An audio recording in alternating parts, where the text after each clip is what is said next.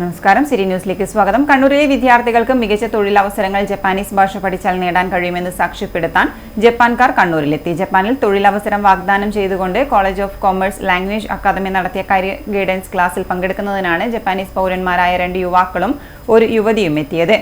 നൊബേലു Innova ഇക്വാറി ഇമ്മാസെ ഒയിച്ചോ ഇത്തോ എന്നിവരാണ് സെമിനാറിനു ശേഷം മാധ്യമപ്രവർത്തകരുമായി സംവദിക്കാൻ കേന്ദ്ര സർക്കാർ നിയന്ത്രണത്തിലുള്ള NSDC പ്രതിനിധി ചഞ്ചൽ ഖുരാനയോടൊപ്പം കണ്ണൂർ പ്രസ് ക്ലബ്ബിലെത്തിയത്. ജപ്പാനിൽ ജനസംഖ്യ കുറയുകയും വിവിധ തൊഴിലിടങ്ങളിൽ ജീവനക്കാരുടെ ക്ഷാമം നേരിടുകയും ചെയ്യുന്ന പശ്ചാത്തലത്തിലാണ് ഇന്ത്യ ഉൾപ്പെടെയുള്ള രാജ്യങ്ങളിൽ നിന്നും +2, ITI, ഡിപ്ലോമ, ഡിഗ്രി, ബിടെക് എന്നിവ കഴിഞ്ഞ 18-നും 27-നും ഇടയിൽ പ്രായമുള്ള ഉദ്യോഗാർത്ഥികൾക്ക് തൊഴിൽ അവസരം ഒരുങ്ങുന്നത്. കോളേജ് ഓഫ് കോമേഴ്സ് ഇപ്പോൾ ഒരു 10-ലധികം തൊഴിലധിഷ്ഠിത കോഴ്സുകൾ ഷോർട്ട് ടേമും അതുപോലെ ലോങ് ടേം കോഴ്സുകളുമായി നടത്തിക്കൊണ്ടിരിക്കുന്നുണ്ട്. അതുകൂടാതെയാണ് നമ്മൾ ഈ അടുത്ത കാലത്ത് കോളേജ് ഓഫ് കൊമേഴ്സിൻ്റെ തന്നെ മറ്റൊരു പാരലൽ വിങ്ങായിക്കൊണ്ട് college of commerce language academy ആരംഭിച്ചിട്ടുള്ളത്. അവിടെ മിസ്റ്റർ തോമസും മിസ്റ്റർ സന്തോഷുമാണ് ഈ ലാംഗ്വേജ് അക്കാദമിക്ക് നേതൃത്വം കൊടുക്കുന്നത്. അവിടെ പ്രധാനമായും പഠിപ്പിച്ചുകൊണ്ടിരിക്കുന്ന 2 ഭാഷകളാണ്. ജപ്പാൻ ഭാഷയും അതുപോലെ തന്നെ ജർമ്മൻ ഭാഷയുമാണ് പ്രധാനമായും പഠിപ്പിക്കുന്നത്.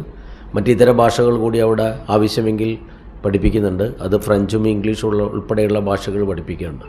ഇപ്പോൾ ഭാഷാ നൈപുണ്യം നമ്മുടെ കുട്ടികളിൽ ഉണ്ടാക്കുക, അതുവഴി അവർക്ക് തൊഴിൽ നേടിക്കൊടുക്കുക എന്നുള്ളതാണ്.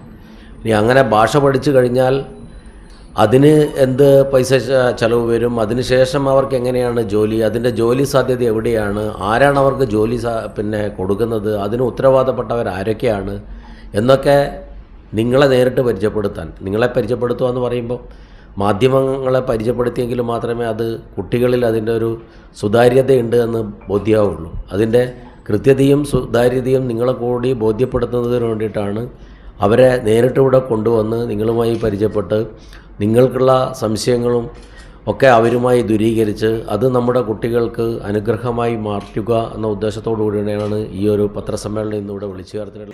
+2 പാസ്സായ പെൺകുട്ടികൾക്ക് നഴ്സിംഗ് കെയർ ജപ്പാനിൽ സൗജന്യമായി പഠിക്കാം. 1 ലക്ഷം രൂപ മുതൽ മുകളിലോട്ടാണ് ശമ്പളം വാഗ്ദാനം ചെയ്യുന്നത്.